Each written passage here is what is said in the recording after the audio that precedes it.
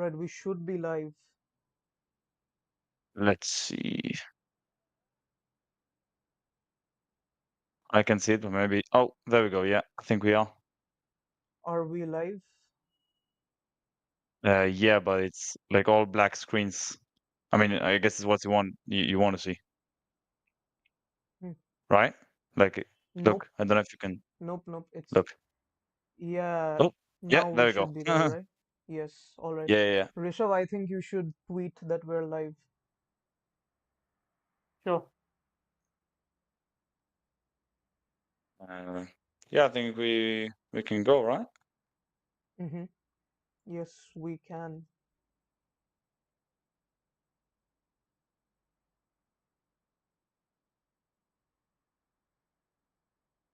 Okay, you're gonna be the you got the docs with you?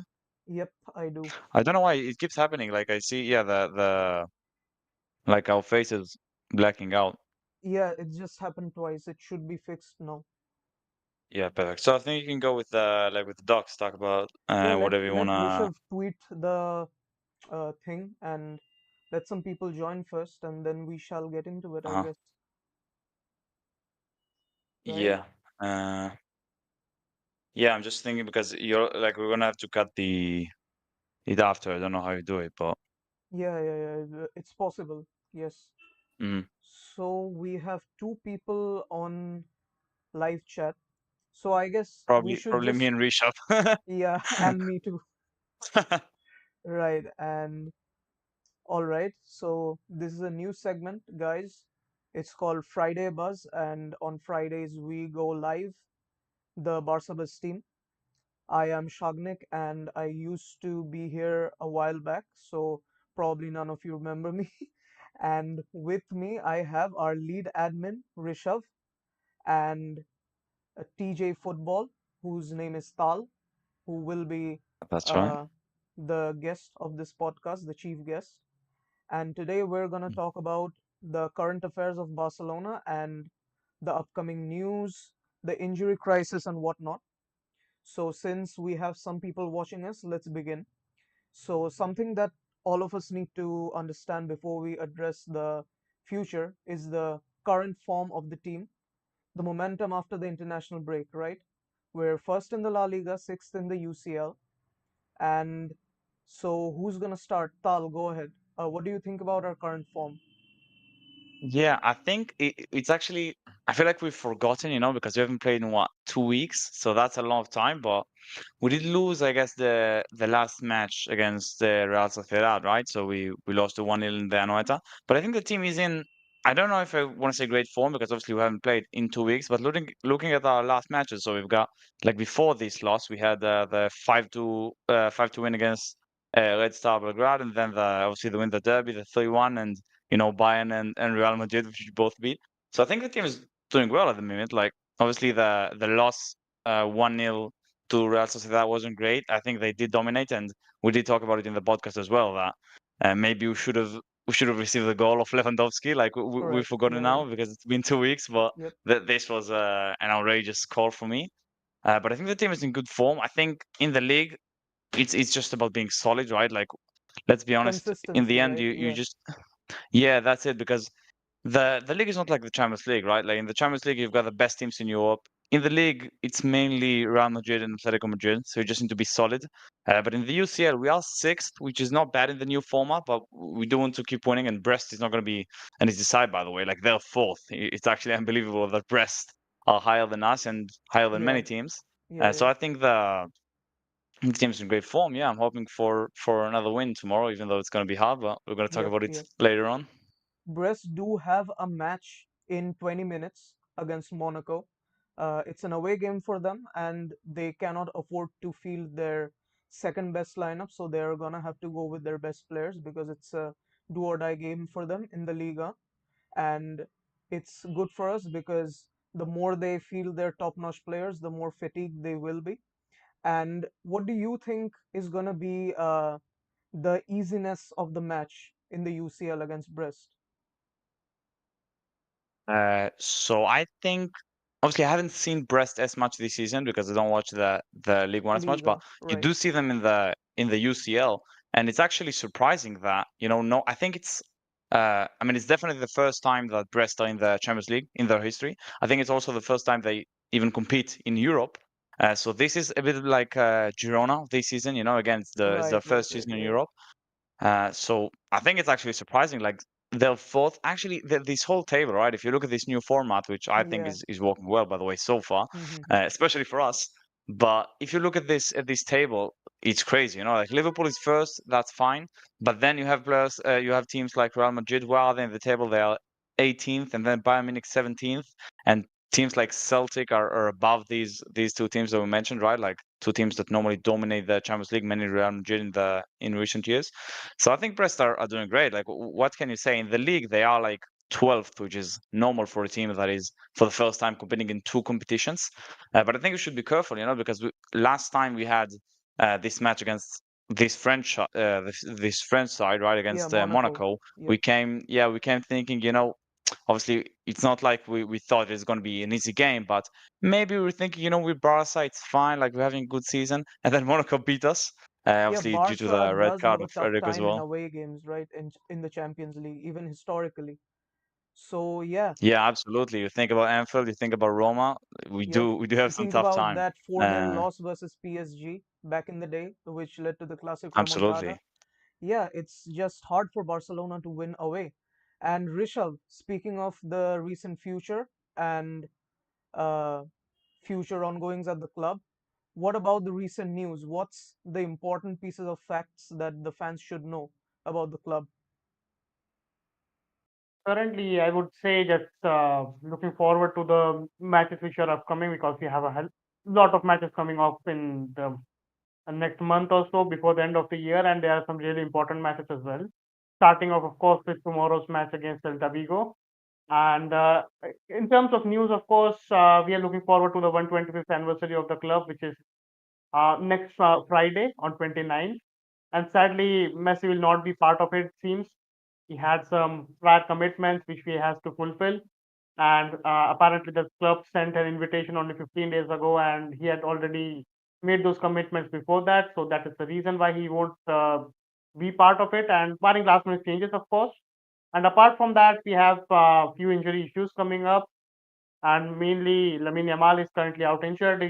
He'll miss tomorrow's match as well, and we hope to see him back at least in the match against Brest. But of course, before he's not 100% fit, he should not be playing.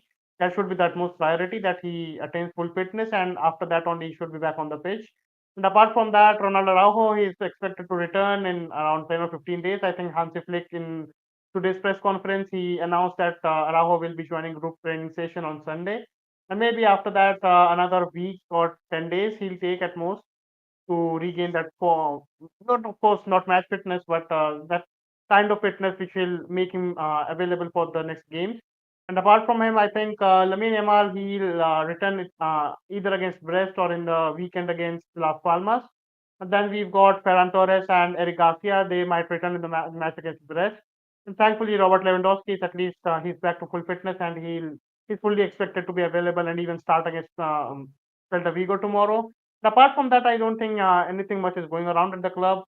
I think no transfer rumors right now, and it is quite expected in this time of the year. And apart from that, the Nike deal is all but signed now. That is one headache gone. Then apart from that, I think what else is going on? I don't remember anything as such. Like just the 125th anniversary of the club coming up, and we are just looking forward to tomorrow's match. Right. And Tal, since Rishabh wonderfully went through all the injuries right now, what injuries do you think impact the club the most as of right now?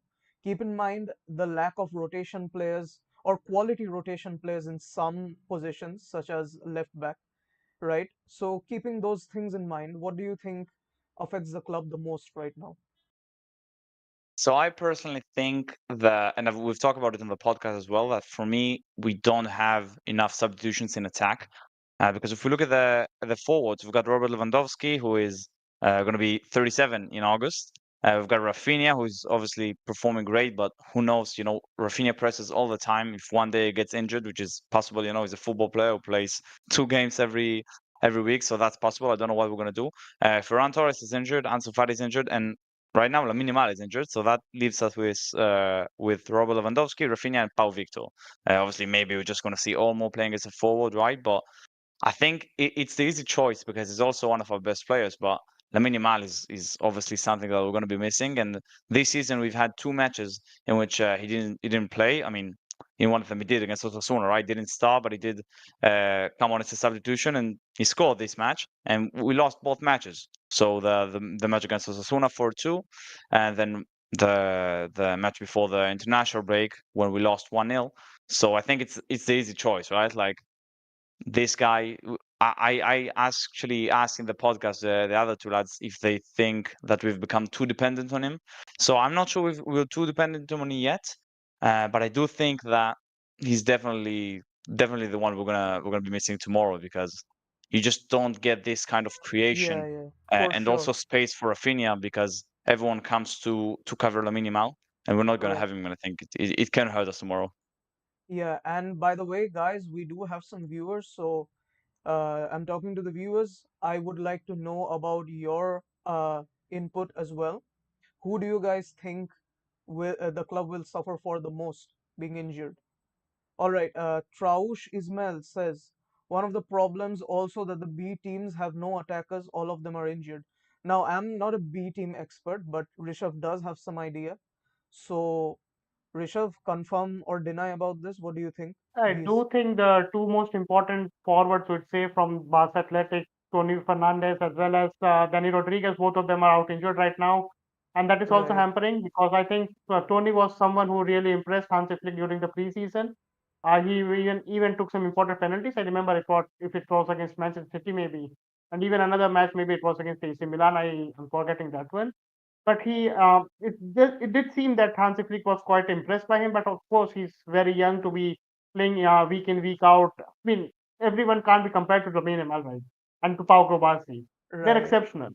right, right. And so Tony Fernandez is also a great talent, but sadly he's also out injured. I think he'll return in another 2 or 3 weeks. Maybe by the second week of December he'll be back. And after that, even there were reports that Hansi Flick is thinking about Tony being one of the backup options for Lamine Yamal to give him rest or to I think in some of the matches when we were in a comfortable situation, in a comfortable position, leading by quite a few goals, those moments, I think Hansi Flick should have subbed off Lamine Yamal. There were quite a few examples of that.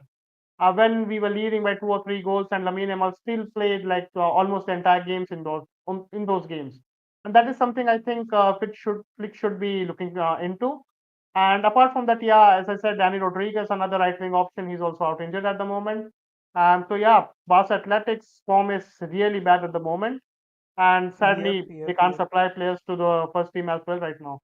Yeah, correct. And we have seen this happen in the past as well in the Koeman era, where he relied too much on Pedri, and we all remember how hard Pedri had to work to keep up that season. So yeah, guys, I'm asking the viewers as well. What do you guys think about the players who should be rotated versus Celta?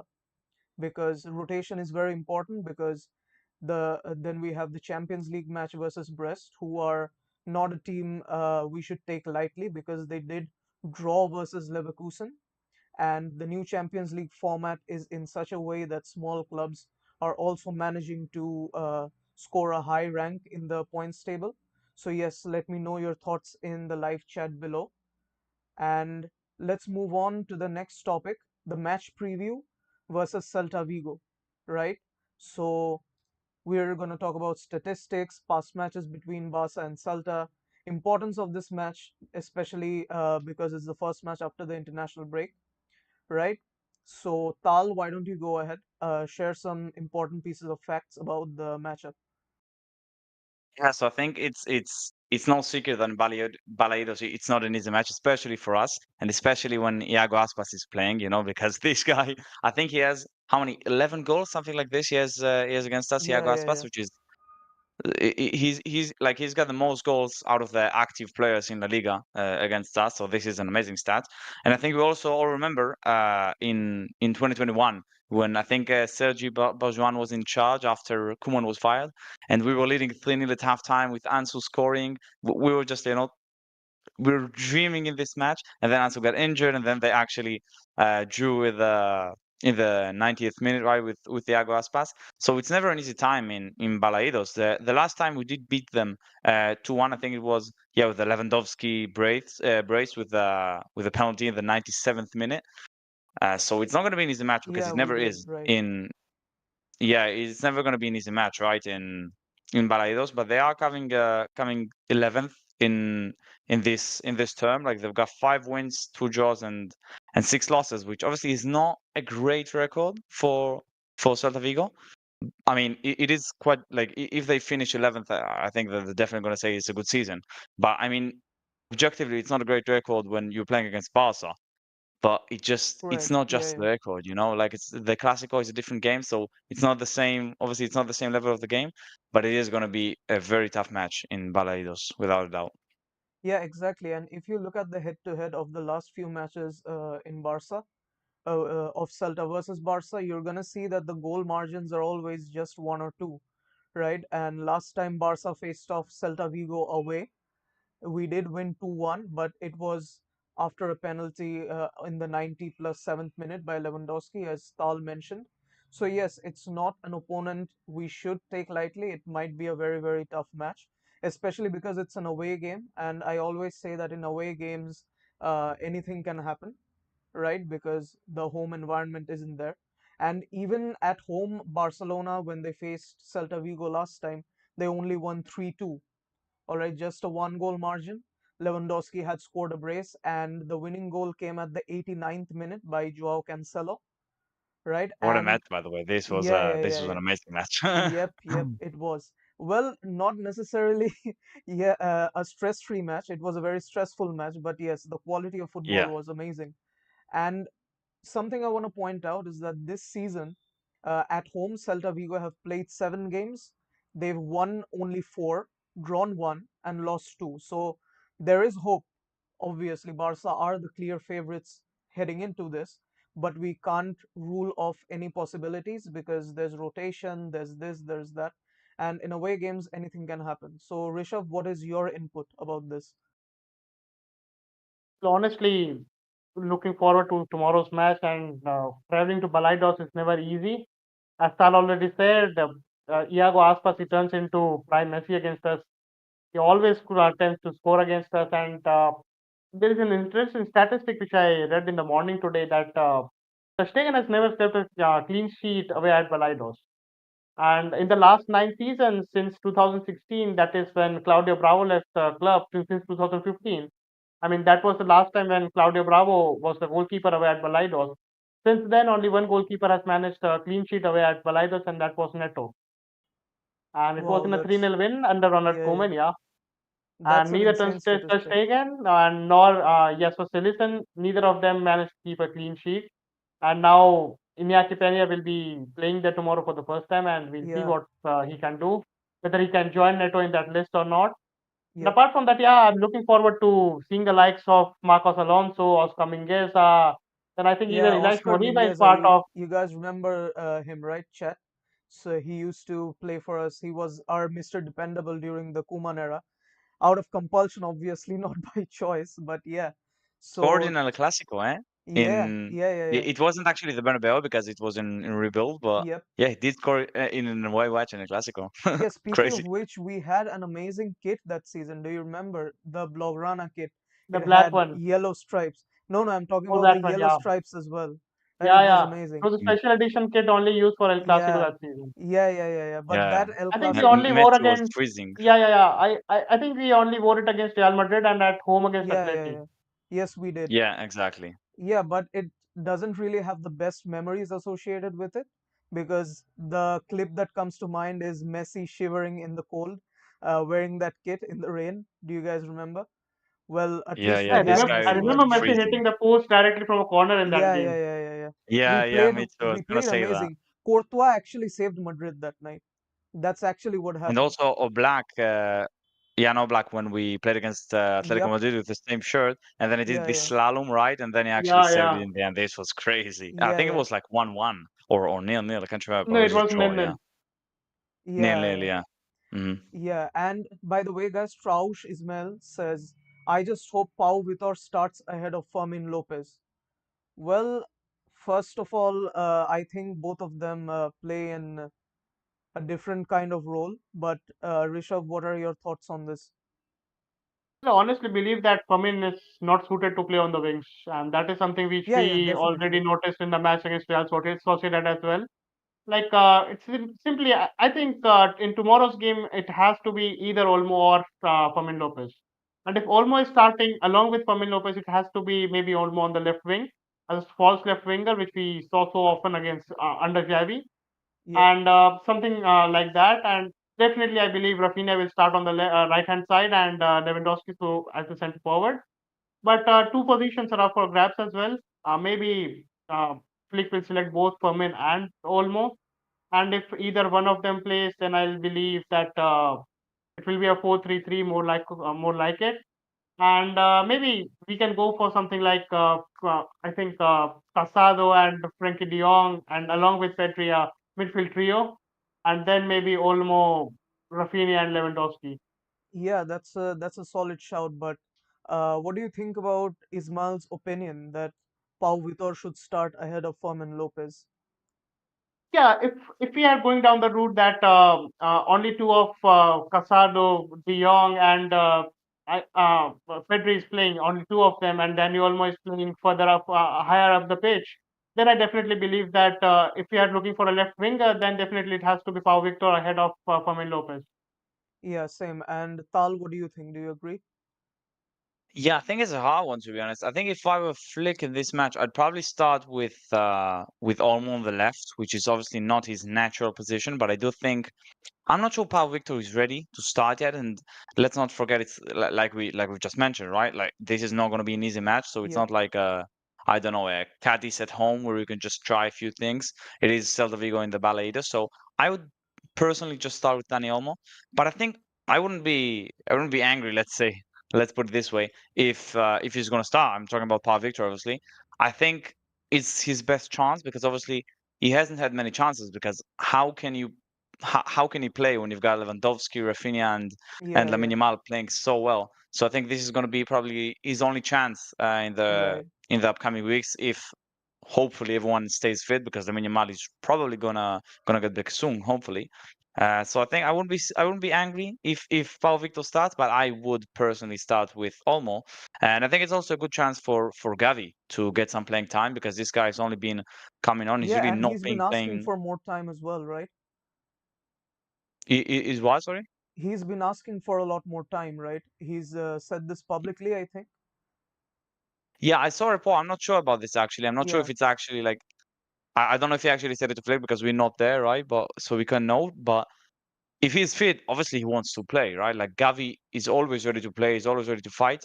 And I think it's time because he's come. I think when did he come back? I think it's already like let's see. been a He few came back weeks, against Sevilla, so almost a that's month, one I month. Yeah, yeah, yeah. Yeah, October 21st. So I think it's time, right? Like he's had a month of recovering. So I hope we're gonna see Gavi this time. Maybe Kunde is gonna rest a little bit because he did play two Yeah, matches in the international break. yeah, and Uh, Hector Fort is decent, right?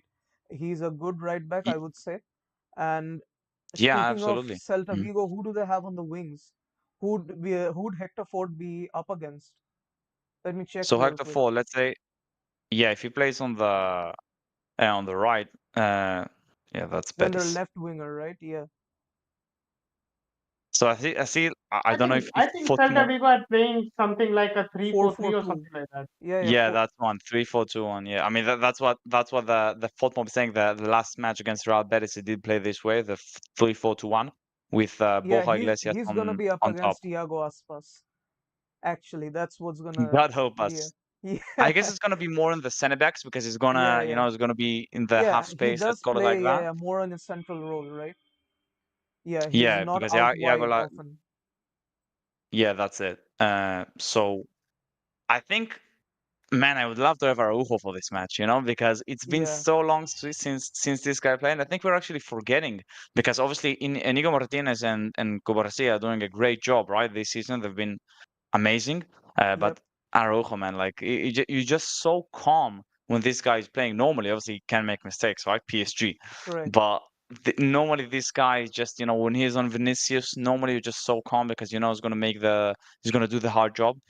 So I miss him, and I hope he's gonna come back soon. I think we're all expecting him to come back soon, but hopefully. Yeah, and especially because Kubarsi is technically injured, but he's still playing. He has an injury to his face. And what about the score prediction? It is a bit hard to predict when we don't know the lineup for sure, but give it your best shot, guys. Rishabh, what do you think is going to be the score line? Oof. Uh, Hard one, isn't it? we'll win by uh, Yeah, we'll it's win by a very one goal difficult. margin tomorrow. Sorry, what? We'll win by a one goal margin. Maybe it will be One goal one nil margin. or two, something like that. Yeah, Tal, what about you? I actually I see a draw, to be honest. I hope I'm wrong. But it just feels like one of these matches, we don't have Lamine Yamal, we're just coming back from the international break and it's in the Balaidos and we've got some injuries. It feels one of those where, maybe Celta's going to score early and then we're just like 30 Mm-hmm. minutes trying to find the way, one of those. We do have them quite often in La Liga, not Right, this right. season, but it's not unheard of. And also, we haven't had any draw this season yet, so maybe this is going to be the first one, even though I hope it's not going to be, but we'll see. Yeah, and guys, for the people who are watching, I would like you guys to drop your predictions as well.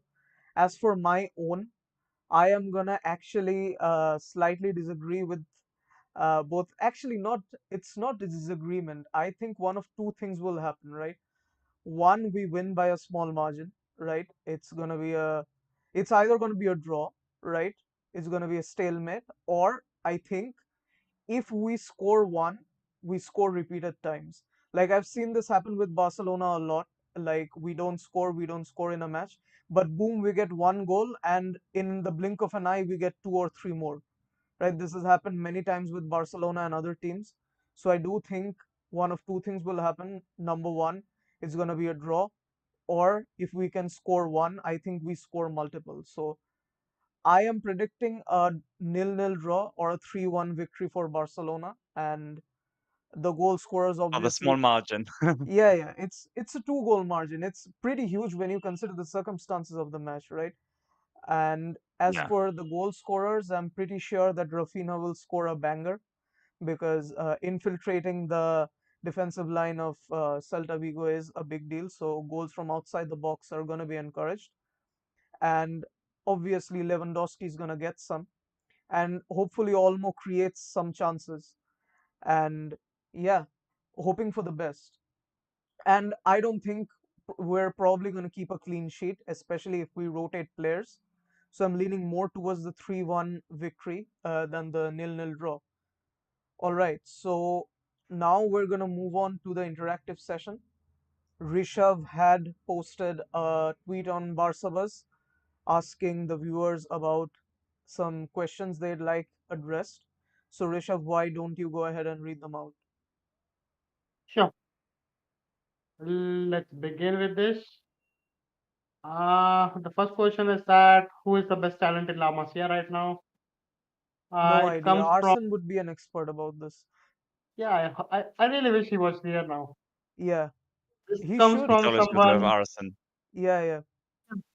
He Yeah, should this comes actually from just join our someone panel, with the don't you name think? Triple Z. Yeah, And from my limited knowledge, I would say that the Fernandez cousins are all obviously there. Guillermo as well as Tony, both of them are obviously there. Then apart from right. that, I've been hearing very good about some of them, and obviously I don't watch all of the games, so just some clips, which obviously are posted by Asan himself. And going by that, I would say Brima Tunkara is a good talent. Then you've got Pedro Fernandez as well. Pedro Hmm. Rodriguez is there. Both Pedros. Then you've got Ruslan Mbai is there. Then Ilash Moriwa's brother is there as well. Baba Yeah, Mm. Kurama. And those are some of the people I can remember. Then a goalkeeper also, Asen was mentioning Pablo Pena or someone. I think he's still quite young. and he's another upcoming talent as far as goalkeeping is concerned. And yeah, those are the best talents in the academy, I would say right now. There's another And Orion Goran yeah, is also yeah, worth a shout, right? Like Orion Goran is yeah, yeah, a yeah, attacking midfielder. yeah, I think it's 15 years old, but I did get some shouts on Mundo Deportivo as well.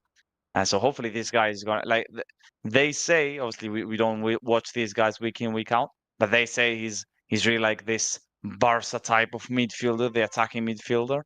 We don't want to make any comparisons, right? Because any midfielder that comes from La Masia, we call him Xavi or Iniesta straight away. But right. hopefully this guy is gonna be with us in 1 or 2 years, you know. Yeah, If yeah, he's as good as Lamine, you know, even at 15, Lamine started, so maybe this season. yeah, yeah. I forgot to mention Gistao, Oscar Gistao. He's another good talent coming up, and they say he's the best striker in the academy right now. And he's still quite young, and he just played, I think, 2 or 3 games for Barca Athletic so far. So he's a work in progress. Maybe in a year or two, he'll be starting for Barca Athletic regularly, and from there on, we can make a decision like whether he is good enough to be in the first team right now, or at that point of time, or in the future. Then we'll see how he develops in the coming years. And yeah, Oscar Gustavo is another top talent. They say he's the best talent, best goal scorer in La Masia right now. And then the next question we have from Alfareza. It's about Ansu Fati. He's asking, what do you think about Ansu Fati? Is this the best time to sell him or not? And I'd say because right at the beginning of the season, when we were doing Q&As on Twitter, a lot of people were asking about Ansu Fati as well. At that time, I answered that for me, the best thing was to loan him out this season as well. Because honestly, the amount of game time which he has received, it's not good enough for any player, and definitely not for someone like Ansu Fati who is coming off so many injuries, is low on confidence, and definitely those limited game times is not going to help at all. So that is why I believe that he should have gone on loan to a top level La Liga club, which had been competing in European competitions. More or less like what Vitor Roque did. He went on loan to Real Betis, and he has been quite good, I'd say, for Real Betis. I think he has scored like 6 or 7 goals, and that is something I think Ansu Fati should have done, and the club should have done with him as well. And now for next season, I don't think Ansu Fati is going to continue at Barcelona next season, especially if he sign another left winger. Like it's been widely reported in the media that Barcelona are Rafael actively Leao, looking for right? a left wing. Yeah, like with Rafael Leao. Then some rumors were there about Nico Williams, but I don't know if they are going to go for Nico Williams again. And Rafael Leao definitely seems like a name on everybody's mouth right now in the media. And his name, I think Laporta, he liked Leao since quite a while now. And due to financial constraints and different reasons, the move hasn't materialized yet. But next season, I definitely believe Laporta is going to make a statement signing just a year before the elections. So I Yeah, believe yeah, it will be Rafael Leao. Definitely is going to be one of the names, hot topic for discussion next summer. And apart from that, we have heard about Pucha Kvaratskhelia, about Nico Williams, all sorts of names. So a left winger is signed. I honestly don't see Ansu Fati continuing at Barcelona next season. yeah. And speaking of a new signing and a statement signing at that, I know it's a little bit of a fantasy style question, but would you guys prefer a new center forward or a left winger? Because Robert Lewandowski is also getting old. So for a striker, we'd have a statement signing would obviously indicate towards Haaland, right? And yeah, we all know we all This is were. not a statement. This is next level. Yeah, yeah, this would be next level. It would be the revival of the Messi versus Ronaldo El Clasico thing because Madrid have Vinicius and Mbappe. I'm not talking about anything realistic, obviously, because there have been no reports about any of this.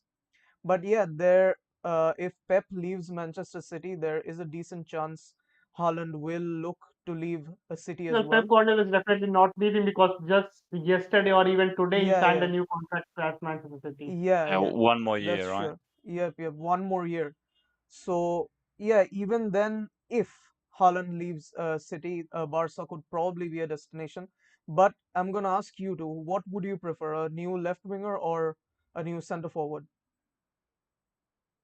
Personally, I think obviously it depends on the profile, right? Like not every center forward is Yeah, like of course, a of left course. winger, but if you ask me for the position, which is which is a good question. I think I'd go for a striker or center forward simply because of the age, right? Lewandowski is going to be 37 when we finish this Right, this right. season in August. The obviously personally, I was one of these who said we have to get rid of Lewandowski this summer. I did want to sell him for a decent amount, maybe to Saudi Arabia, 40 million, something like this for a 36-year-old is not bad. So it's we do need to call that out because I'm proud of my failures too because Lewandowski has been amazing this season, Yeah, even though he's never going to be one of these creators. So he's never going to be Messi that just takes the ball correct. Yeah, in the middle of the pitch and starts to dribble. But he has been doing his job. But still, I don't know. For example, if he finishes with 25 goals this season, which is not so unrealistic considering the rate he's going at. Maybe he should still be a starter next season, which I doubt because I don't know how well it's going to continue. But even if he's a starter next season, we do need to have some kind of rotation because right now we were talking about it also on the podcast. We've got no options. We don't have any striker because the only striker we had was someone that we said we have to get in right now. Let's put all our money on him and Tigrinho, and now he's in Betis, right? Like yeah. there was so much Right, hype yeah. around Vitor Roque, and maybe he's not a bad player, but we're so desperately waiting for this striker to come in, this young talent, from Brazil, and now we've just got Lewandowski, which is not bad, but again, if he gets injured, we have no replacement. So that's why I would go for a striker or center forward, but left wing is also important without any doubt. So we need some money here. Yeah. And another thing that's important is the left back position, I'd say. And Rishabh, what's your opinion about this? What would be your ideal signings next season, if any? Well, first of all, we need to talk about the goalkeeper. That would Yeah, be That's yeah, right. yeah, yeah. my topmost priority. Because to be honest, especially in knockout competitions, what you require is a potent goalkeeper and a potent striker. Without these two profiles, it's next to impossible to perform in the knockout competitions. Because honestly speaking, against the best teams in the world, you are definitely going to concede some chances. And what happens with us is that we often dominate the opposition. We play well for 60 odd minutes, and then what happens? The opposition, they get one chance, they have one shot on goal, and they score with that only chance. And we are then either drawing the match, or then we lose all our heads, we drop our shoulders, and we go on to not get the desired result which we hope for, or we like we even perform for most of the game. And this has happened so often with us in the last few years. So I honestly believe that Barcelona should be prioritizing a goalkeeper for next summer. And honestly speaking, Ter Stegen, he has been good in La Liga. Maybe it was the season before the last season, in the 2022 to Yeah, 23 and season. for our He was, viewers, the viewers who don't know, Ter Stegen is Rishabh's favorite player. He always praises him a lot Mm. on Twitter, right? You can check his Twitter handle. It's mentioned above his video. And yeah, he's a great, great fan of Ter Stegen. He definitely rates him very highly, right next to Bartomeu. So that kind of levels of love is associated with Ter Stegen when we talk about Rishabh. So yeah, go on. well, yeah, as I was mentioning, honestly speaking, Ter Stegen definitely had a very good season in La Liga in 2022 to 2023. But in Champions League football, I don't remember the last time he single-handedly saved Barcelona in a game. Yeah, Maybe you look at the keepers some of the teams in the world have. Look at Real Madrid and the times especially number of Real times Madrid, Courtois exactly. has Real bailed Madrid them is out. a prime example. Single-handedly kept them in the match. And then Even Madrid, they speaking of the obviously, World Cup, right? The 2022 World Cup, yeah, Emi you look at Martinez Emiliano was, yeah, Martinez, yeah. yeah, he was one of Then the you biggest reasons. Yeah, then you look at how Gregor Kobel performed for Borussia Dortmund last season, yeah, and he yeah, was yeah, yeah. massive factor behind them reaching the final of the Champions League. Correct. And even you look at the likes of, I don't know, maybe Liverpool, they have a very good keeper and even a very good backup keeper. You look at AC Milan, the likes of Mike Maignan, he's a wonderful goalkeeper as well. Yeah, Then you look at Manchester City, of course, City's goalkeeper, Edison. Yeah, he's kind of more ball ball playing. oriented, Yeah, but still, when the moment comes, Ederson steps up at times. And even at see Inter Milan, Jan Sommer is there. He's another top keeper. Obviously, Bayern Munich have Manuel Neuer, and he's definitely at the end of his career right now. But he's Even arguably one of the Neuer's best. backup is great in Bayern. I forgot his name. What was it? Who is Neuer's backup? Ulreich, I and then think we have Daniel Danny Perez as Perez, the yeah. Yeah, third yeah, yeah, yeah. goalkeeper.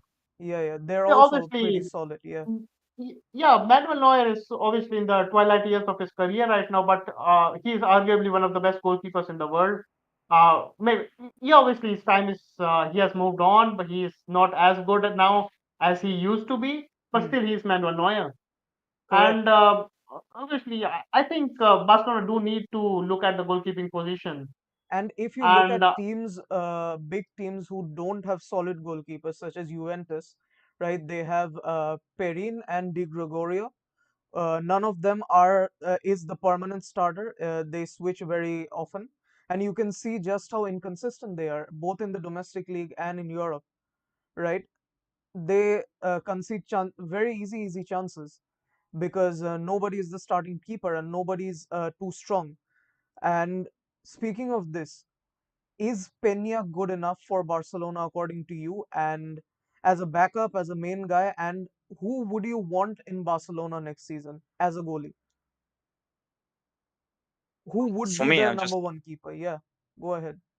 yeah. So just a quick update. Monaco won Brest nil, so good news. Yeah, I just saw that. But yeah, exactly. So for me, I do relate to what Richard says because we don't need to look far, right? We've got Real Madrid, and these guys just get saved every single time by Courtois, Yeah, mainly in the Champions League, but not only, also in the league, they've got these matches, and in the end, it really makes a difference, because one goal is so important in football nowadays, right? yeah, And Courtois just saves them every time. And Ter Stegen, I don't think he's a bad keeper at all, but we don't get the same contribution that Courtois gets Real Madrid, for example. But it's so hard for me because I love Ter Stegen, man. Like this guy is really connected to the club. I guess I love him almost as much as Rishabh does. Like this guy is genuinely connected to the club. yeah, He speaks Spanish fluently. This guy is just, he's really Barca for me. But in terms of his level, I don't think he's at the same level as he used to be in, for example, 2018, 2019, which was an amazing season for him. I do think he's a lot better than, for example, when Koeman arrived, right? The 2021 season was horrible for Ter Stegen. I do think he's improved since, but I think it's important that we get another keeper in the coming years at least. And I yeah, think to answer your question more precisely, I don't think Pena is good enough. I think anyone who watches Pena, maybe people are saying maybe now he can be our first keeper just for now because he did have yeah. a, He a had a decent great game match. against Yeah, Real Madrid, and yeah, then yeah, yeah, and against Real Sociedad, he did have some decent saves as yeah, well. But it's enough to well, see just these to cut you guys. off here, the save Peña Yeah, made against Real Sociedad, it was more or less due to his own mistake. yeah, He that himself gave the exactly ball because away and it then he was the saved. the bad pass, right? Yeah, And that happens all the time with Pena. I mean, with the few games we've seen him playing, it happens all the time with him. And I think it's enough to watch him playing with so little confidence. And I think I mentioned it on the podcast as well that Aviv Levy is a guy who used to work at the club in the social media, and he was asked what do you think about Pena, and he says, he gives this image of this guy who doesn't have much confidence, and it's true. Like I worked with him. This guy has zero confidence. And I think we can say that confidence is probably the number one skill that's important for a goalkeeper. yeah, So yeah. that's why I think he's not good enough. But at the same time, we haven't seen Szczesny playing yet. So we don't know if he's good enough. But he should Yeah, get a but chance in Chesney the is cup, also old, right? He literally came out of retirement. He's not a long-term guy. Yeah, So, definitely. Not a long term guy, and Iñaki Peña, sorry, he's not a long term solution either for me. right, correct. You're absolutely bang on. And yeah, if you ask me, there's a lot of spots for the club which could use a good player. So there's also an alternative where we don't go for a superstar big buck signing and we just go for decent players to reinforce various different positions. For example, goalkeepers don't really cost as much as strikers. Obviously, world class goalie is gonna cost what 40, 50 million, and it's gonna be still money left over for a decent left back. And fullbacks are incredibly important, obviously, and Madrid are also looking to buy strong fullbacks next season. I've read the news that they're interested in Alfonso Davies and Trent Alexander-Arnold, who are incredible players, and obviously in Clásicos, the wing dominance is gonna play a big part, right? So whatever signing Laporta does, it's gonna have to be carefully evaluated from a strategic point as well, instead of just making a big headline signing. That's what I feel. So Rishabh, let's move on to the next question if we have any. Yeah, let me see. I detected a question in the YouTube as well. I can see. Maybe you have the Yeah, chat just on. got a new one. Let's see. Polito FC. Mhm. They say Fermin is why we had no creativity, but he's no winger either. The hate train is unbelievable. Yeah, Yeah, I think you're Fermin got correct. thrown into this position, right? Like he was not Yeah, ready to play there. yeah, absolutely. And obviously the hate train is there for every single player. You drop one bad performance, nobody cares about the circumstances, and they just uh, get hop on the train and start hating on whatever's trending. So yeah, Rishabh, let's address the Twitter questions. Yeah, the next question is that I think this comes from someone's name, Bujema Ayman. And he says that I think with Lamine not playing tomorrow, I don't see us winning. What do you guys think? Obviously, we are going to feel Lamine's absence, and that is a fact. But to be honest, we are supposed to not rely upon a 17-year-old to be beating Celta Vigo. Yeah, absolutely. Mm. And so I do think that we have enough quality in our team to defeat Celta Vigo, even if Lamine Yamal is absent tomorrow, and that is for sure that Lamine Yamal won't play tomorrow. So even without him, I do believe that we have enough firepower to go and get the 3 points. Obviously, it won't be easy because Celta Vigo are a good team, and away at Balaidos, it adds an extra, like what to say, an extra bit of more toughness to the game. But yeah, we should be winning the tomorrow's game. Yeah, And the next exactly. question, again, we have 4 or 5 more questions up here. And another question is from Jeruel Richard. He says that can Javier Mascherano actually manage the likes of Messi, Suarez, and Alba, given the type of soft personality he has? Well, What? Javier Mascherano, the coach, we know him as a very tough player, performing up for us in very tough competitions, in tough challenges, and overcoming them. He obviously won the treble with us as well, and was part of Pep Guardiola's team as well. Um, but Mascherano's coaching career till now, it hasn't been that good. I think with Argentina under 20, he was the coach with them, and his performances of the team were underwhelming. So, I mean, going to Inter Miami definitely is a new challenge for him as well. And I believe that, I hope and believe that the coaching experiences which he has had so far and what he has experienced throughout his career as a player as well, those things come in handy for him.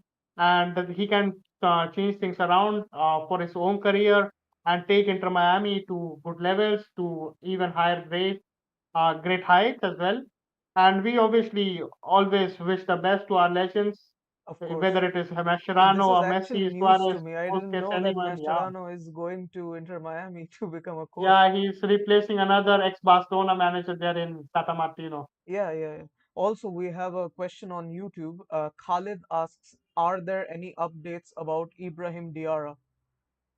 Yeah, I forgot to mention about him in the part where we were supposed to talk about the best talent in La Masia. And Ibrahim Diarra recently, his academy from Senegal, they announced that yes, Ibrahim Diarra is going to Barcelona. He'll train with the team. And I think he turns 18 in the month of December. And after that, his signing for Barca Athletic should be officially announced. And because the players who are coming from outside of Europe, I believe, the outside the European Union, once they don't turn 18, they are not supposed to move to Yeah, yeah, clubs yeah. from another continent. And that is the reason why Ibrahim Diarra has not officially signed for Barca Athletic yet. But I believe that once he turns 18 in the month of December, that is next month, his signing for Barca Athletic will be officially announced in the month of January. And from January onwards, we can see him playing for the subsidiary side of Barcelona. Right. Khalid also says that Olmo isn't fast and doesn't have wing capabilities, and Fermin as well. I hope Ibrahim Diarra can help. Well, yeah, of course. Let him perform for Barca Athletic first. Let's see how he performs. And furthermore, left winger signing is also not off the books yet. So we'll see. We'll see what happens. And Paulito FC asks, There's been an update that Danny Rodriguez is back from injury and doing part-time training. Can easily be Lamine Yamal's backup right winger, given he's also played Euro under 19 and started overall.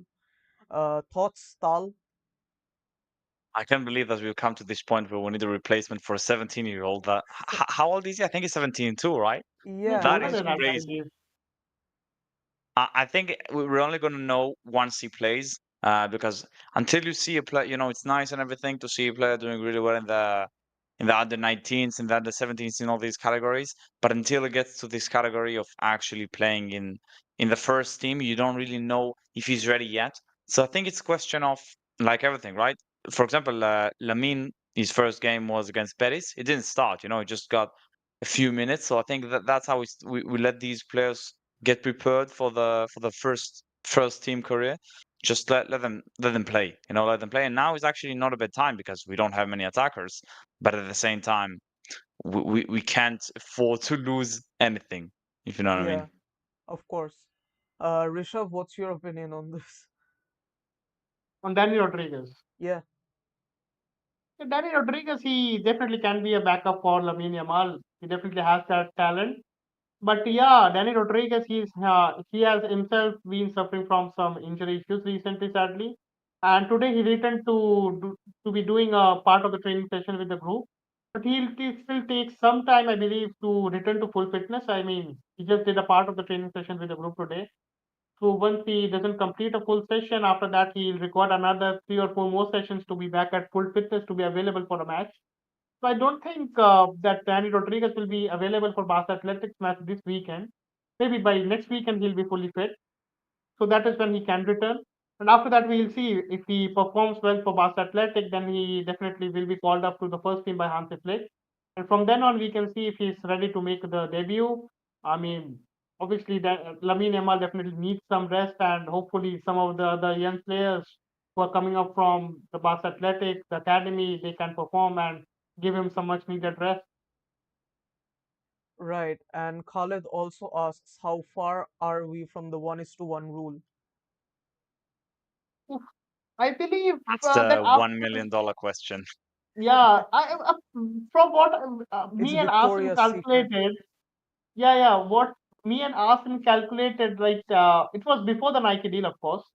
Like Yeah, now, I believe after the Nike deal is signed, I think there should be a deficit of around 30 or 35 million. right. And And guys, so, this is and a very, very educated guess because Arsen and Rishabh are Barca Buzz's finest when it comes to the technical aspects of the club. And since both of them have collaborated on this to make a calculation for you guys, so yes, you guys should feel special. And Hmm. I'm yeah, pretty so sure I'll explain this. the situation a bit Yeah, yeah, go because ahead. what we calculated after the transfer window ended is what it is that we had a deficit of around 55 millions at that point. Hmm, hmm, For 55 or 60 millions. After the right. Nike deal is signed, it is not, it's a new deal, by the way. So the Hmm, hmm, whole income which we are making is not calculated. Only the income which is increasing that will be added to the calculations now. Like I right. believe there have been so many different reports about the money which Nike was paying to Barcelona previously. Some say it was 75 million, some say it was 90, some say it was 55. We don't exactly know the figures. But what we took up from rack one was that there has been an increment of around 20 or 25 millions right now. So by going by that, we believe that it will be a deficit of around 30 or 35 millions at the moment. And so if we continue to do well in the Champions League and finish in the top eight, I think that guarantees a cash income. And apart from that, if we win the Spanish Super Cup as well in January, that gives us around 6 or 8 millions or more. And apart from that, the club is continuously working towards new sponsorship deals. And so, yeah, once we finish in the top eight, or if we finish in the top eight of the Champions League, I think that should be enough to bring us to 1:1. And apart from that, obviously, we are talking about the stadium rebuild. And once the new Spotify Camp Nou is built, it will be a gold mine of cash and will income. The income which we make in the season, it will go up by a lot. And even Yeah. when we return to the Spotify Camp now, maybe it will be in the month of February, under 60% capacity, it will still be a much better than what we are doing right now. Absolutely. Yeah, that is what I feel. It will be a deficit of around 30 or 35 millions right now for us to return to 1:1. All right. So, guys, that's a gold mine of information right there for you guys. And Shashank Shekhar, one of our very old OG subscribers, he's asking, what's the situation of Araujo's injury? Tal, go ahead, address this Yeah, question. All right, Rishabh, go ahead. Since, so if yeah, Tal Uh, wants to answer, he can. no, no, I flip a think you're probably coin. gonna know more on that Yeah, aspect, but I Rishabh do will think probably that know more about news, right? yeah, you're gonna know. I'm just gonna say obviously he's back, like he's really close to coming back. I'm just gonna say that we do need him, as I said earlier, right? He's just this calmness at the back that Of when course. it comes to one on one, you obviously things are gonna happen sometimes. You can't win 100% of his duels, but we're normally a lot more calm when we've got Araujo with us, and also he gets this energy to all the other players as well because it's really it starts with him and just it's a little bit like Gavi, right? Like he gets all the energy and then everyone gets stick with it. But Rishav, you're probably gonna know more details about the specific muscles that these guys working on. Right, right, Yeah, go ahead. what Hansi Flick said in today's press conference is that Ronaldo Araujo will return to be doing a part of the training session with the group on Sunday, and that is after the Celta Vigo game. And a part of the training session probably means that he'll do the basic exercises and not train with the ball with the group. That is what I think means it's meant by that. And this Brest game obviously comes too soon for him, and so does I believe the Las Palmas game. I think that starting from the first week of December, we can think about Ronald Araujo's possible return because it has been a 4 month injury layoff as well. He got injured during the Copa America. I think it was in the quarterfinals against Brazil. He pulled his hamstring. Then he underwent surgery, and this has been a long rehabilitation process as well. And he has been working at the Ciudad Esportiva for a bit now, training individually. And as I said, Hansi Flick said in a press conference today that he will be returning to doing part of the training session with the group on Sunday. I think that Araujo's return could come against either Mallorca on 3rd of December or maybe 4 days later against Real Betis. And personally, I don't think that he'll be able to start in the match against Borussia Dortmund because I think it will come too soon for him. And even if he doesn't return by the match against Betis, I don't think he'll be risked for the match against Dortmund as well. In that case, his return can be pushed back to as late as 16 December against Leganes. Because on paper, the Leganes game is the easiest game we play over the next Yeah, month. yeah, That is definitely. before the end of the year. Yep, And apart from that, we do have some tough games. It's Borussia Dortmund, it's Atletico Madrid. Then we travel to Mallorca. That is also another hard stadium to travel to. yep, Then we have Real Betis. Obviously, away at Real Betis, we have a very good record. But again, every match starts at nil-nil, and they have a very good fan following there as well at Betis. And on paper, as I said, the Las Palmas game and the Leganes game, these two games on paper are the easiest for us. And the Las Palmas game is obviously too soon for Araujo to return, so I believe it will be around 7th December. I obviously hope that he returns at the earliest. And my personal feeling is that he'll return against 7th December against Real Betis.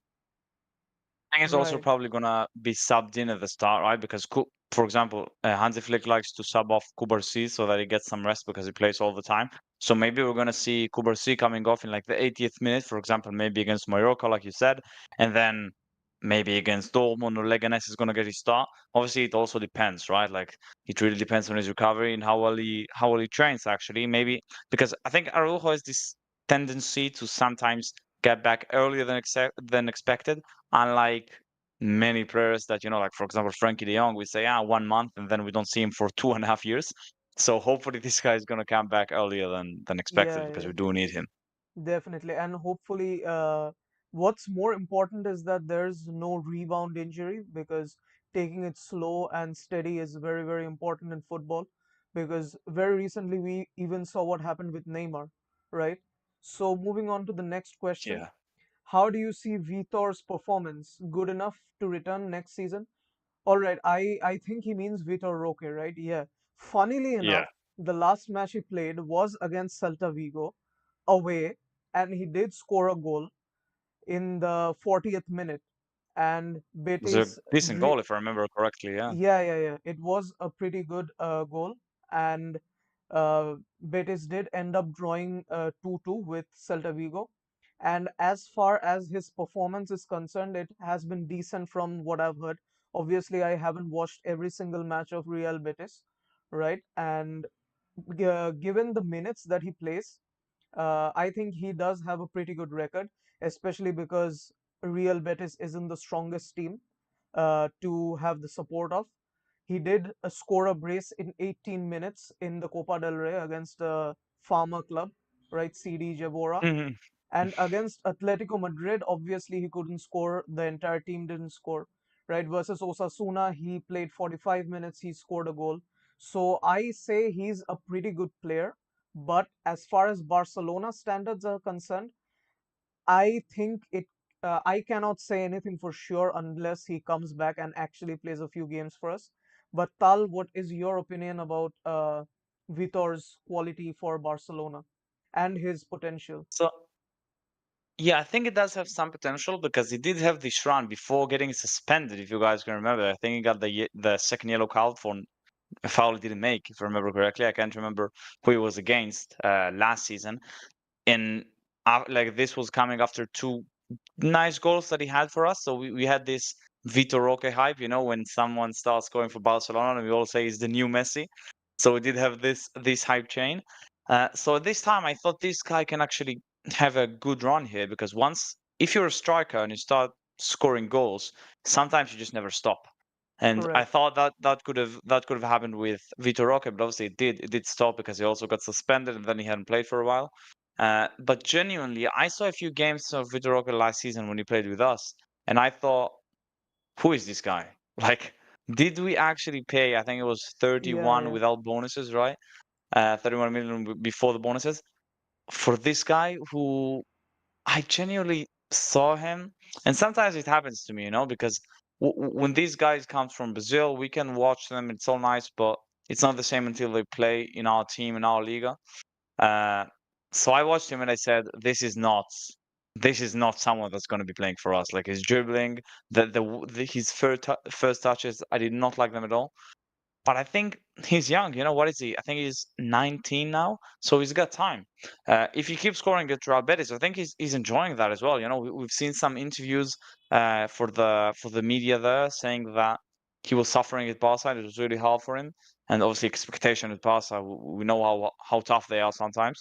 So I hope he's gonna keep scoring there. Maybe if he gets 10 goals this season, I think that's really decent. For the first full season that yeah. he Of plays in the course. Yeah, Liga, yeah, but I don't really see Vitor Roque being a player in Barca in the long term. Personally, also for the personality that I've seen. Obviously, I don't know him personally, but from what I saw, I don't see him. For example, in 5 years, I don't think there's a chance he's our first striker. But I hope I'm wrong. I hope so. yeah. Rishabh, what do you think? Roque has obviously had a decent enough start at Real Betis so far. I think he has scored like 6 or 7 goals for them. Two of them obviously came against the fifth or sixth division club in the Copa del Rey. But even in La Liga, he has scored like 3 or 4 goals, I believe. Three. And coming to his return to Barcelona, I don't think he's going to return, to be honest. Because the way he has been conducting himself at Betis, he has been kissing the press repeatedly and even speaking in the interviews again and again that about how he was treated at Barcelona. I personally don't see him returning. And so I think that if he doesn't return, the higher we sell him for, the better for us. Because again, in the preseason as well, I don't think Hansi Flick did give him a lot of minutes. I think Pau Victor was preferred over him in the preseason as well. So yeah, coming to Roque, the way we did go about everything regarding him, it was not a good thing to do for the club, to be honest. Like shelling out like 30 millions of fixed fee plus 31 millions on variables, and then not trusting the player enough to be like what putting him into the team.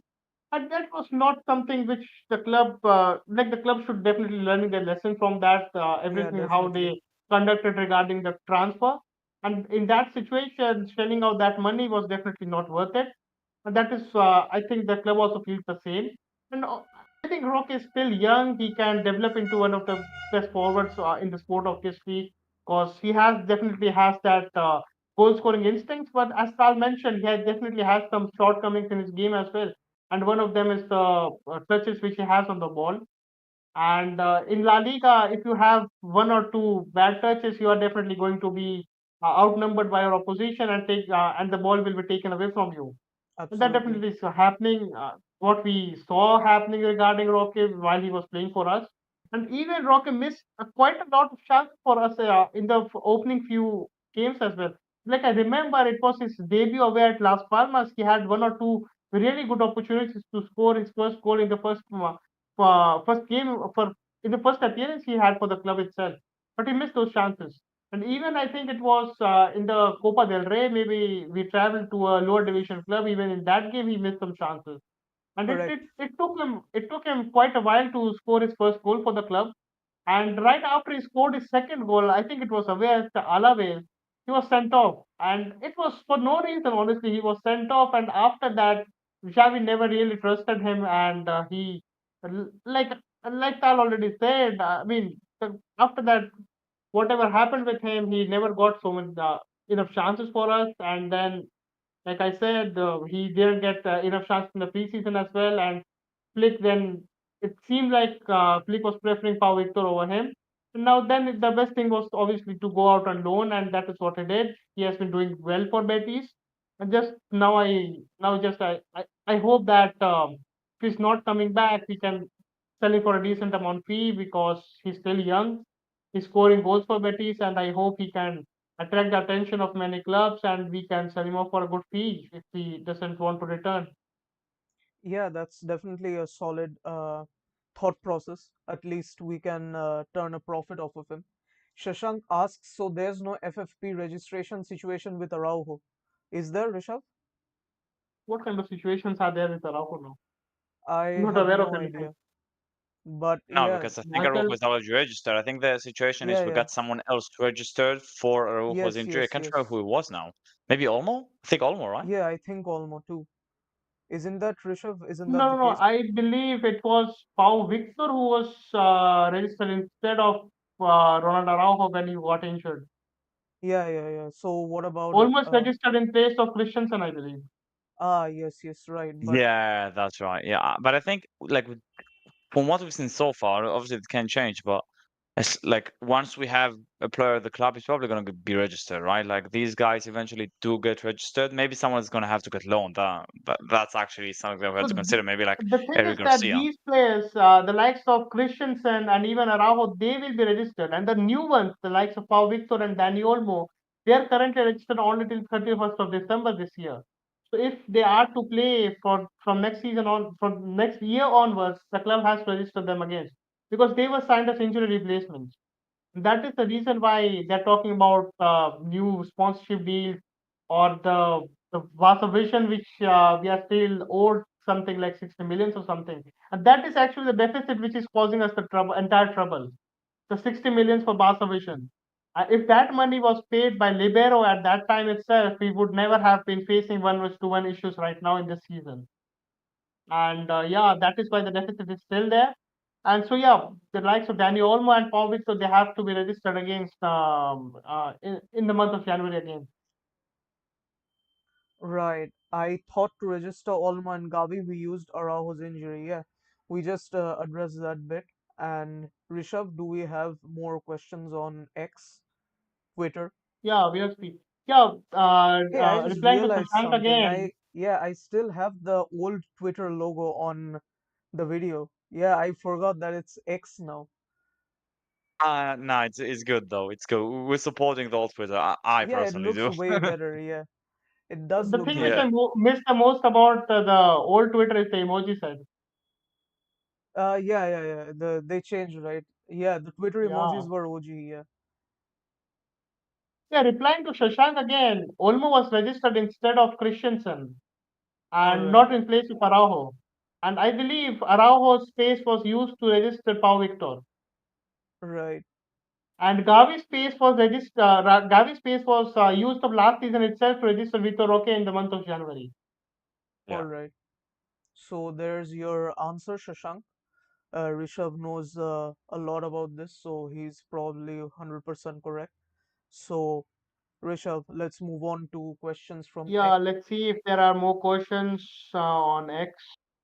Of course, there are questions, but the good ones, right? Because there are a lot of trolls I was seeing. Yeah, like one guy he says no questions. And why are you supposed to answer that in the chat? Just don't comment, bro. It's good to get some engagement on Twitter, Yeah, right? I wish sure, sure, everyone just put sure. no questions. Yeah. You know, Vian, that's something they do on Instagram. Whenever they see ads, everyone comments, "Nice try, Diddy," and it's a Nice. chain reaction. Yeah. Mm. yeah, like one question we have from Time Z. He says that I really wish to know why Messi can't attend the 125th anniversary of the club. And simply because the report Let me which call him we and ask posted, real quick. no, actually, the report which we posted few hours back, like Hmm. not even few hours, it was like 2 or 3 hours back. It was like that Messi only received the invitation from the club 15 days ago, and he already had some past commitments which he already fixed like a few months ago. So he can't change Hmm. those commitments, and that is the reason why he can't be a part physically. He can't attend the ceremony on 29th. No other reason, literally.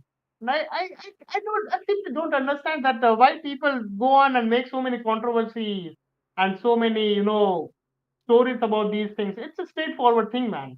Just go with that. No need to make some stories and then make everything seem like a controversy or something like that.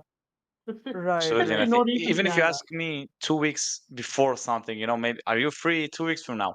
I'm not always gonna be free, and I'm not the most famous person in the world, like Messi. I imagine that this guy's got quite a busy schedule, Yeah, a probably more packed than mine. schedule. Yeah. So yeah, but I do understand why people would think that there's some sort of bad blood between the club and Messi because the departure was abrupt. But I don't think it will transcend into him not attending a milestone achievement like the club's 125th anniversary just out of a personal hatred for the club. I don't think Messi is that petty of a person. I think he's legitimately busy regarding something. So that's why he just couldn't make time in his schedule. So best not to overthink about it. And obviously, nothing can be said until last moment. Maybe he will show up, who knows, for a minute or two. Obviously, as fans, we would like to see that, but it's very, very unlikely. So have we addressed all the questions, Rishabh? Just one more question left. It Go says ahead. it comes from Kanu. He says that is there some kind of bad blood between Messi and the club? Yeah, I exactly. think the relationship between Laporta and Messi is definitely not the best, simply because of Hmm. that Yeah, uh, of the way how Messi's situation was handled back in the year 2020. It was no 2021. It 2021. was 2021. Yeah, I think Messi's departure. I don't blame Laporta for that because even the rules set by La Liga, they're really tough. I mean, to register Messi's, even if Messi's salary was reduced to 30 millions per season, Barcelona had to generate 120 millions in sales and sponsorship deals. It was literally impossible. We had the likes of Coutinho, of the Griezmann, all those kind of people, and even the likes of Jordi Alba, Busquets. They were earning so much money at that time, Those were and really so dark simply, times. Yeah. yeah, it became impossible to register Messi. So I definitely don't blame Laporta for like Messi's departure, but definitely I The believe that way he Laporta handled the definitely, situation yeah, the could way have he been handled the different. Yeah. situation was really bad. Yeah, Like if like he, one day suddenly he yeah, comes up and says we yeah, can't do. Messi, he came from the holidays. He came to Barcelona a day before he was supposed to sign the new contract, and even Yeah, few hours before he was supposed to sign the contract, we as well as Messi, everyone thought that the contract renewal will be announced that day, and at the end of the day, by night, we had the news that the Messi was leaving the club, and it was such a thunderbolt on everyone, yeah, I and still you just remember can't that day, imagine. right? Yeah, yeah, you remember that day in the Barca's headquarters? Yeah, it was. Yeah, it was I terrible. remember Because Harsh was there. Remember, you and Ethan, for the longest time, you guys were saying Laporta is playing 4D chess. He's gonna be back. Yeah, There's gonna be this. yeah. They're trying to pressure We thought Tebas. that. Yeah, Yeah, we thought that it was like trying to play some games with Javier Tebas, and it yeah, was yeah. not like that everyone did. suddenly. Yep, Everyone thought everyone so did. because it makes sense, because if you're Javier Tebas, You're Yeah. saying, okay, I have La Liga, Ronaldo's left. Mm-hmm. I need this guy. Like Messi's generated so much money, not only for Barca but also for La Liga. But Correct. Tebas, what can you say? Like this guy is saying himself that he's a Madridista. Yeah, Like he is a we don't even need to Madrista. say that because he Yep. says it himself. Yep. Like, Maybe yeah. it's related, maybe it's not. But no, Yeah. I think if there is bad blood, it's as Trish have said, it's not between the Yeah, club that and Messi. day It's that just Laporta. it was 5th of August, I think, It on was 2021. Yeah, yeah, and Yeah. I also the press remember conference Laporta, on yeah, 8th yeah, of August. Laporta had released a video of him hugging a mannequin with Messi's shirt on it a few days before. Like, the circumstances leading up to that event were such. Everybody knew, confirmed that Messi is Barca's golden boy. He is gonna continue with Barcelona.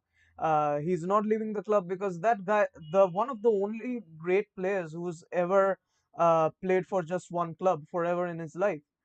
And everything was going in a straight line. Everything was going according to plan. Bartomeu had left. Joan Laporta had come, who we all idolized. And he's putting out videos talking about how he's going to renew Messi's contract. Messi's on vacation. He comes back, everyone's happy. And then suddenly, boom, no Messi. Still a No trauma. Messi. Still a trauma. Yeah, Yeah, I remember very well. That was the last time I had a sleepless night due to football. yep. Since In then, fact, I've had after that, yeah, yeah, after personally, I've that, had nothing, yeah, tougher nights, but regarding football or just focusing on football, it was definitely the toughest night. For me, as a football fan, as a Barcelona fan, being the admin of Barca Bus, it was definitely the yeah, toughest night for me. yeah. And even what do you say, even more heartbreaking was the fact that Messi had to go to PSG of all clubs. Yeah, man. That's Nah, this personal, was yeah. devastating. Yeah, we I Barca fans remember, have been through so much. yeah, another thing I remember was that Harsh used to be the admin with me during Yeah, those yeah, yeah, times, Harsh and Pinch, right? he Yeah, yeah. was so heartbroken that he didn't even cover Messi's farewell interview. He just saw Right. the video of Messi coming on stage and starting to, weep and cry. He said instantly, I'm not covering this, I won't be able to. In I don't know fact, if you there, guys remember that, but yeah, go ahead. the guy who's supposed to translate, right? There's the obviously the FC Barcelona official page on like the official channel on YouTube, and there's obviously the translation, right? Messi speaks Spanish, and then on Yeah, the Yeah. official page there is this guy who's supposed to translate, and this guy couldn't talk, like he was choking because he was yeah, genuinely in pain of this, and this is such a great moment in of television, like this guy is getting paid to just translate and keep it neutral, and he starts crying like yeah, this. we are Just humans after all. sh- yeah, that's what I'm saying. Like this actually showed the situation the best way. Like no one, not even the best professionals on the world, can stay not say anything. When you see this, it was amazing, man. And I actually I remember him coming. I can't actually believe that we've started talking about this subject, but it just shows you how 3 years later we're still hurting. This departure. Yeah, of So I course. remember how we entered the room and he was about to talk and he just started crying. This Yeah, was just so heartbreaking. Like I think we've all. It's crazy because we don't know him personally, obviously, but and we all have our stuff in our personal life, and still this is like a yeah. moment that every Barca fan is gonna remember. I think even in 50 years, obviously it's gonna be less painful, but at the same time, I'm still gonna remember this and say, "Wow, like this day when I watched the press conference, this was so painful." Wow, that's crazy. Yeah, there's still a part of me that doesn't believe Messi is not with us anymore, because Yeah, I don't know about you guys, but obviously what made me a Barca fan was watching Messi as a child, because yeah, that's this where I was exactly started my supporting. generation, Yeah, you know. yeah, our generation basically. Him and Neymar. Yeah, Neymar obviously came a bit later. So yeah, both of them going off to PSG, which is a club we have a lot of bad blood with. So yes, an emotional roller coaster. That's the least I can say about all this. So I guess that's enough topics for tonight, because we have dropped a lot of info and we've had a great time interacting with you all. We have few viewers, but we have quality viewers who have asked us very, very good questions. And we have had a great time addressing all the queries and interacting with you people. So I just want to tell you all before signing off that this is a news segment. a hashtag Friday Buzz, where we're gonna go live every Friday around 6 p.m. CET, 6:30 p.m. CET. So feel free to join us. We're gonna have a great time, and with time, the audience is gonna grow, hopefully. So had a great time. Thank you, Rishav and Tal, for joining me. And do you Thank guys you want to for say having anything us. before signing off, Rishav? Yeah, hopefully we get a win tomorrow. Which of you go ahead? You Yes. go first. No, no, Uh, go ahead. Yeah, uh, okay, so no, so I'm just saying that. Yeah, Also, thank you, Sagni, for having us. It was a great time tonight, and hopefully we're gonna win tomorrow, man. Like Forza Barca. yeah, Hopefully we get this 100%. this win. And Rishav, what about you? It's yeah, man. It's 12:30 a.m. obviously always a pleasure to be here to be discussing the happenings around our favorite club with you all. And as I said, hopefully we win tomorrow, and hopefully our next podcast will be regarding a win against Celta Vigo, and maybe reviewing against the match against Brest. And if we win against Brest, obviously we move into the top three or top four of the Champions League. And by the way, Liverpool are also facing Real Madrid Yeah, it's midweek. Real Madrid in the Champions League is entirely different animal. So Yeah, so yes, it's very much possible Brest that are 2-0 we, down at the minute. yeah, yeah, I saw that. By the way, since we were speaking of left wingers, this guy Akliush, he's such a baller. Every time I see Monaco's match, he's just so good on the ball. Mhm. But yes, that's definitely something to discuss about on a later podcast. That's all from Team Barca Bus for tonight, guys. Thank you for joining us, and we will see you again in our next podcast and in our next live session on Friday. Until then, Forza Barca, Vizca